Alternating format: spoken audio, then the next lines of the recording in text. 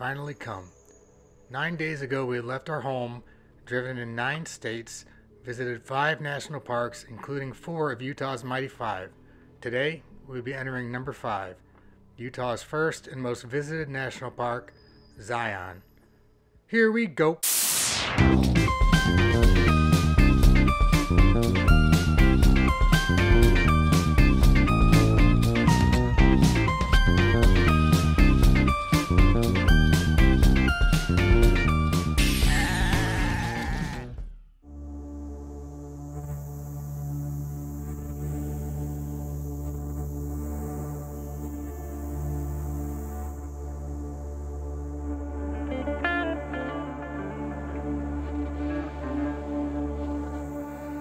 We were lucky to have another beautiful day for a drive, and as we put the miles behind us, our anticipation grew.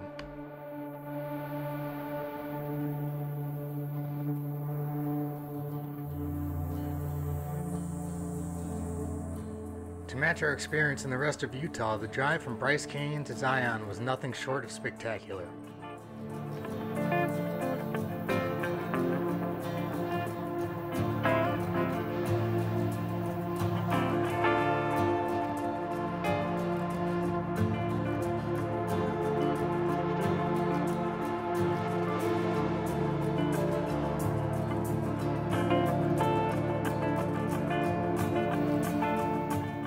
I consider our America the Beautiful Pass one of the best purchases I've ever made. It has definitely paid for itself within the course of this trip.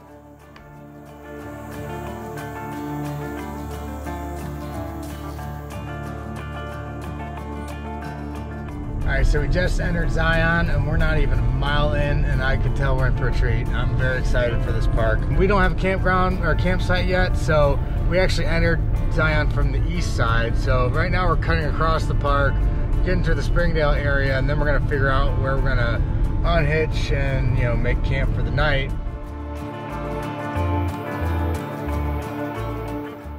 Knowing that Springdale is considered the Zion gateway town, I was working under the assumption that we would be passing through it upon entry. In this case, I was surprised due to my poor planning and blindly following the GPS. We actually entered the park from the east on the Zion-Mount Carmel Highway. The highway's 1.1 mile long tunnel provides direct access from Bryce to Zion.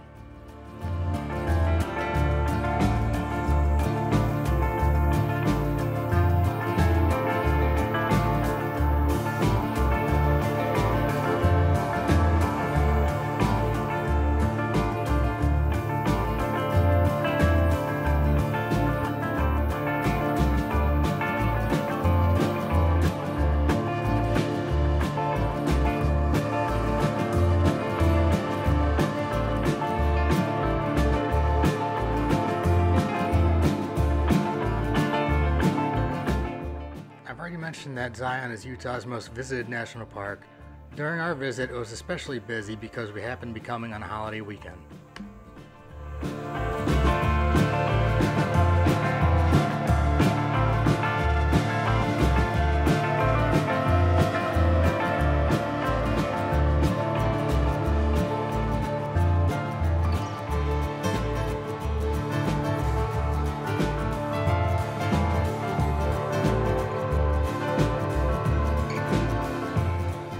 Alright, so we finally got a campsite. It took a little longer than we'd expected. We ended up farther than we thought we'd be. We're all the way out in what's pronounced Hurricane, Utah. It's spelled like hurricane, and I would have called it that if Dawn hadn't informed me that it's actually pronounced Hurricane. We passed a couple RV parks as soon as we left the park, and they were all filled up. You know, it's very busy being holiday weekends. And we tried to see if we could do dispersed camping on some BLM land. I think it was called Sheep Bridge Road, and there were some spots available, but the terrain was a little rougher than I was comfortable with. Towing Fanny back in there, you know, I didn't want anything to happen to her, and I didn't want any, you know, mud to come, you know, rain to come and we get stuck in mud or something like that. So we said forget that, and then we ended up in Willow Wind RV Park in Hurricane.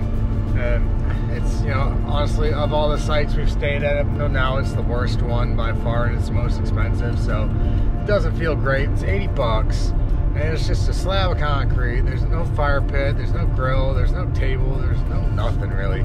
you know, it just honestly kind of sucks. And then the campground, you know, it's got a lot of trees, and then we were rolling in, that looked kind of nice, and we got the one spot that doesn't have a single tree anywhere near, so there's no shade. And by the way, this morning where I was complaining about being in the 40s up in Bryce, you know, down here, I just drove past a bank a few minutes ago, and they had the temperature at 104, so it's a little warm, so some shade, some trees would be nice. So, you know, I'm a little, you know, the road's been kind of raw. It sucks. You know, we've been so lucky. Really, we've just been lucky up until now, and we've had really good spots. But, you know, whatever. Not gonna dwell on it. It's a place to crash. $80 motel room, 30 minutes away from where we need to be. But, you know, it is what it is. You can't win them all. So, we're going to the park now.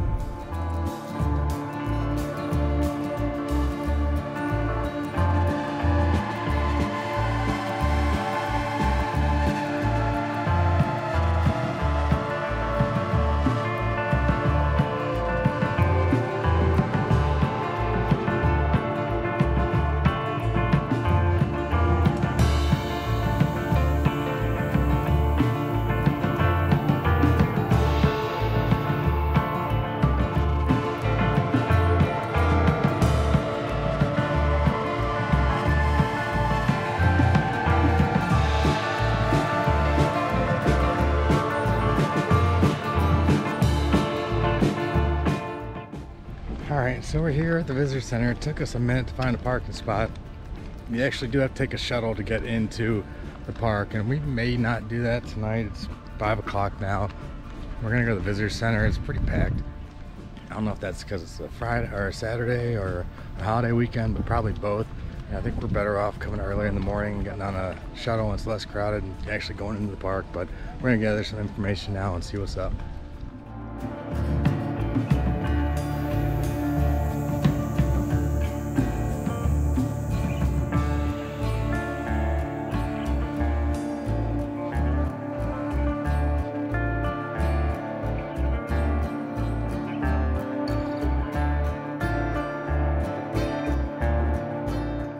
Dawn's actually going to get us a couple iced coffees in this joint there called Feel Love.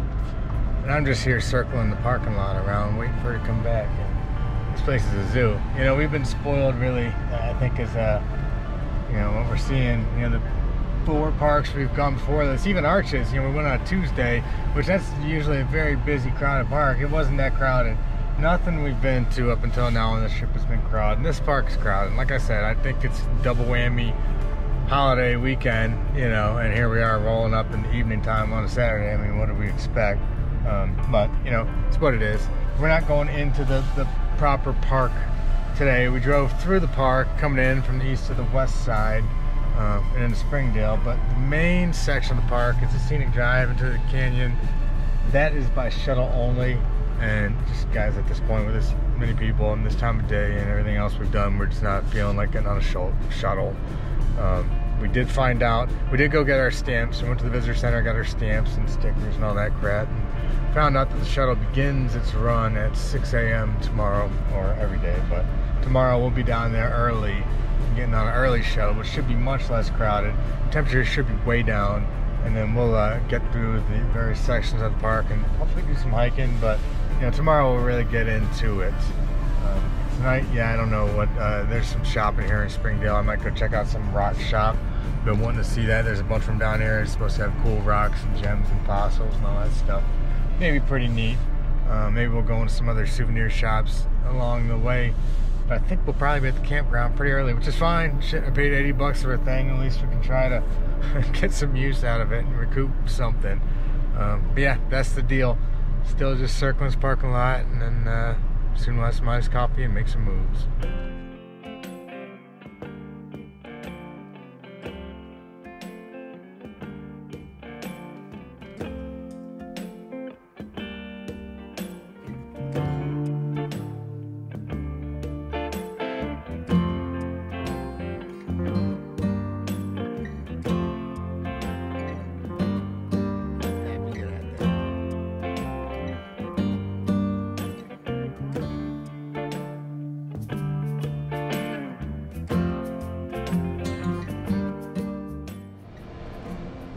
Hey y'all, I don't take the time to do this as much as I should. I want to take a second and show you guys sort of what our traveling setup looks like, generally speaking. So, you know, y'all have seen this before. Here's our bed. You know, it's sort of half made up. You know, Dawn, you know, tidies things up. You know, every morning we get up and go, she just sort of straightens it. You know, we don't tuck the sheets in and make it perfect because, you know, they're just coming out again. But she does make it look nice and neat. And we didn't really unload tonight since the campground, you know, wasn't really a good place to set up a nice camp. But, you know, there's our closet, you know, and we have everything we need. And even with that, there's plenty of storage space because we could pack a hell of a lot more in here than we do. But, you know, a lot of this stuff, like this rug, you know, it all comes out when we're set up camp. So we really do have a lot of space, you know. You know, we do not have the fan or the AC, so, you know, we rely on these guys here. We got 2 fans running currently. This one's an Arctic Air. It does a pretty good job. I have them on low just so you don't hear them, but they put out pretty good air. You can actually put ice and, you know, cold water in there, and this will blow a little colder. And this Vornado also, Vornado's the brand. It also cranks out some pretty good wind, and it's pretty cool because you can either position it vertically or horizontally, cover more space. So that's cool, you know. Always got our tunes, keep that charged up, ready to go, you know, for when we are chilling at the campsite. I love my music, so I gotta have that ready. Now this is sort of a mess, but this is, you know, some knick-knacky type crap that when we're on the move, we put it in the sink just so that it doesn't slide around and fall all over the place. So when we're traveling and on the go, this becomes like an extra storage container for us. Now, I'll grab this light here to show you. Down here is where we keep our clothes. Dawn's and mine, 2 chairs and a bed. Now, we you know, drove over some bumpy roads today trying to find some camping in some BLM land, so I thought these would be all over the place, but they're packed tight enough so that they stay in pretty good. Now this is one thing that's sort of a pain. These screws, when we do travel, they loosen up, so pretty much every time we arrive somewhere we gotta tighten it up, and I'll do this fully in a minute, but you get the idea. They shake loose, and I just gotta keep them together, keep them tightened. Going to show you the closet. Alright, so this is where we keep our towels, you know, and this is just for storage. All our toiletries are hung up in these, you know, Velcro pockets that stick nicely to the wrapper. This is our camp kitchen, dirty laundry, our shower, which we have not had to use yet. I thought we'd be able to use it tonight if we could have gotten in some of that BLM land, but, you know, it just wasn't happening. I wasn't willing to risk damage to the camper getting stuck. So here we are in an overpriced campground, too far from where we need to be, but so be it. So that's what we keep in the closet. And then this stuff, again, stuff comes out as needed. This is for cooking stuff mostly, you know, which most nights Dawn does cook, so we end up using it. You know, we got cups for drinks, and then the foil goes there for that she uses for her pockets. And then lastly, additional storage. I'm gonna light again. You know, more towels, blankets, crap like that. And again, we've got it pretty much down to the bare necessities, so, you know, there's plenty of room left. So if you have a vehicle where weight's not a concern, you really can pack a lot of stuff into this camp. So, and I know I haven't shown you guys, I showed you the setup, and what it looks like now isn't too different from the setup, so we really did a good job getting it ready, but that's what she looks like when we're on the move. Alright y'all, so here's our very basic setup, you know, in this no frills campground. You know, we didn't put the awning out, we didn't put the chairs back. You know, it's 8:30 right now, we just got back from dinner. As I mentioned, we didn't go to the park today, well, the real portion of the park where you can actually start doing stuff. We're gonna do that tomorrow, and the first shuttle starts at 6, and we're gonna try to get there as close as we can to that time. So I've actually went ahead and hooked everything up, so tomorrow morning all we should have to do is get up and start driving after we shower and clean up, of course. But yeah, to make that happen, I'm not a morning person, so in order to get up in time to be there by 6, I'm going to have to go to bed soon. So very shortly I'll be retiring for the evening, so I can tell you guys right now, good night.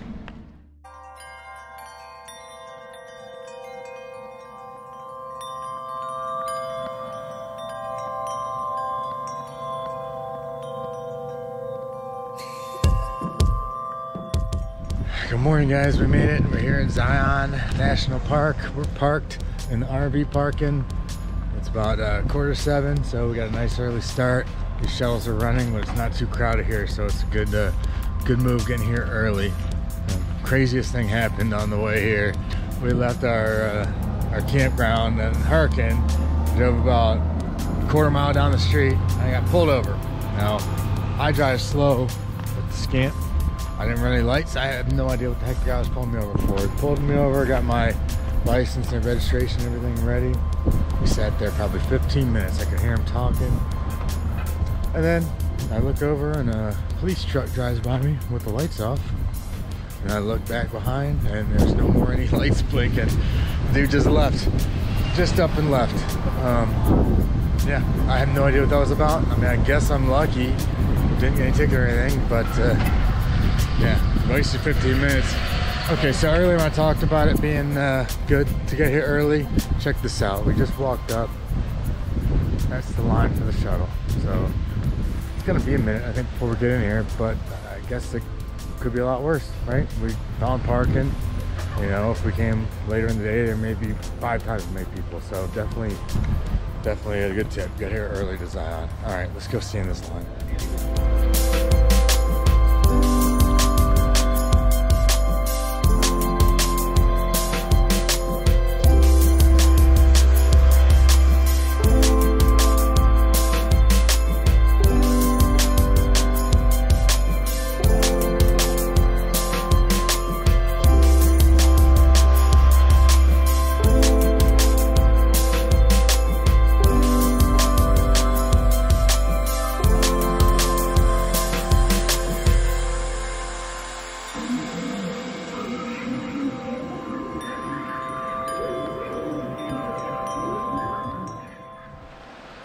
Alright guys, so we're in here doing this Riverside Walk Trail. It's a mile long, I think. Pretty flat, 2.2. Runs alongside the Virgin River here. It actually ends where the Narrows begins, so we'll be able to see the beginning of that slot canyon, so that's pretty cool. It's kind of an ordeal getting in here. You know, I showed you the lines for the shuttle. You know, it took 40 minutes probably to get through that and get on there, and then, you know, all in all about over an hour from the time we got out of the car to get to the first hike. You know, the holiday is definitely a factor. You know, the lines are already forming for Angel's Landing. The bus driver said she guessed it was, the shuttle driver guessed it was an hour wait, but people on the bus speculated it was closer to 4 hours, and she said it was the longest she ever seen. So definitely owing to the holiday. Right now it's cold. You can see I got my jacket back on. Maybe it's not as cold as it really seems. Colder to me than it really is, because I'm sort of a wimp with that. But it's supposed to get up to 102, so it's crazy. We're getting these big shifts, but hopefully the sun comes out, we can warm up and I can take this thing off. But all right, yeah, let's enjoy this hike.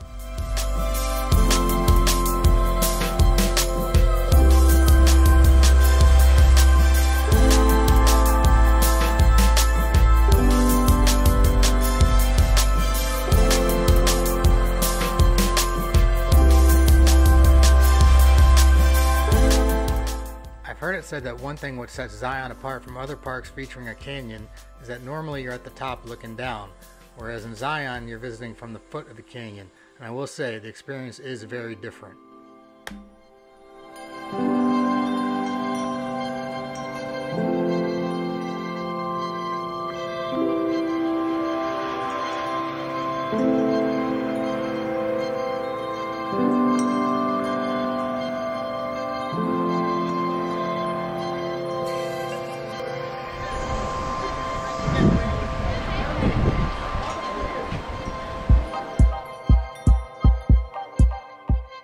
At the end of the Riverside Walk, it begins the Narrows, which is a very famous hike through a 1,000-foot tall slot canyon. On this trip, we would not be doing it for a number of reasons, including the crowds, and we hadn't rented the gear necessary to do it. But this is considered a bucket list hike, and it is something we'll be doing in the future, for sure.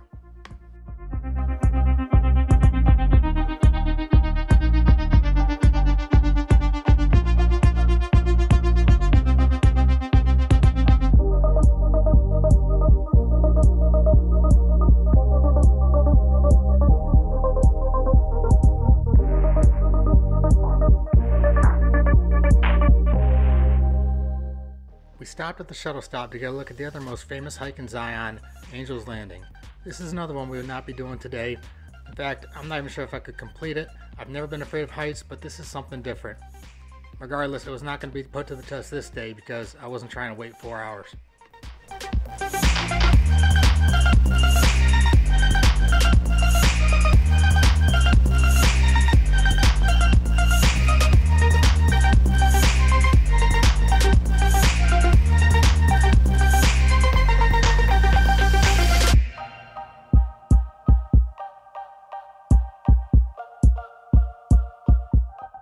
Over the course of the day, we encountered a number of deer.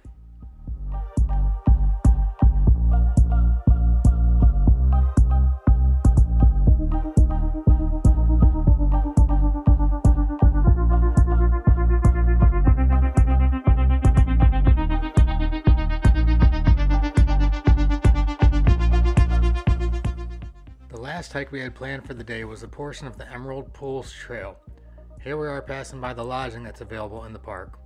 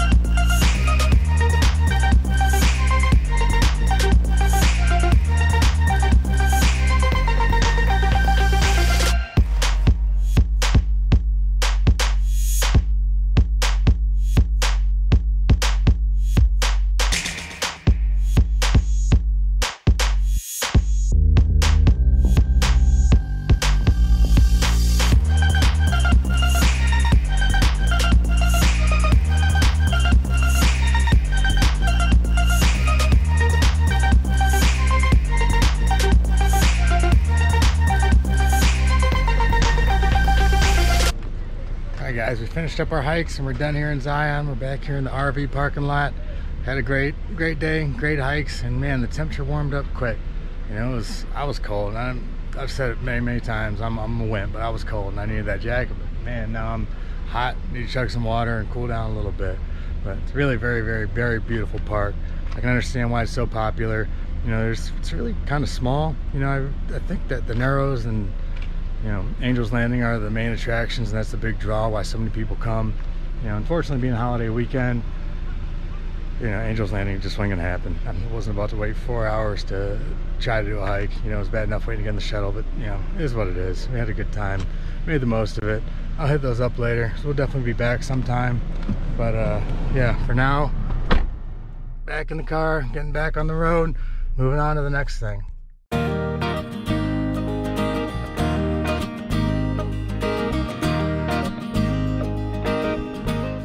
We're back on our way, continuing west, and soon enter the Grand Canyon State, Arizona.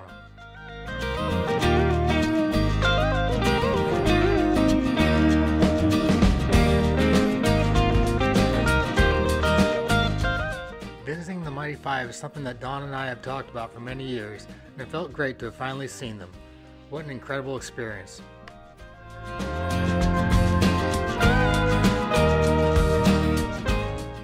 We had over a week before we had to return to work, so we decided to make our way to Las Vegas, Nevada to spend some time gambling, visiting, but mostly chilling.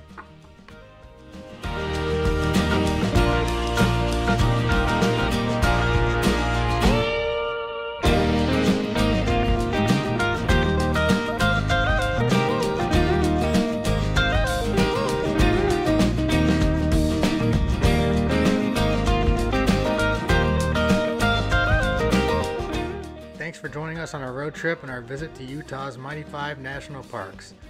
Please consider hitting the like button and subscribing to continue along with us on our journey.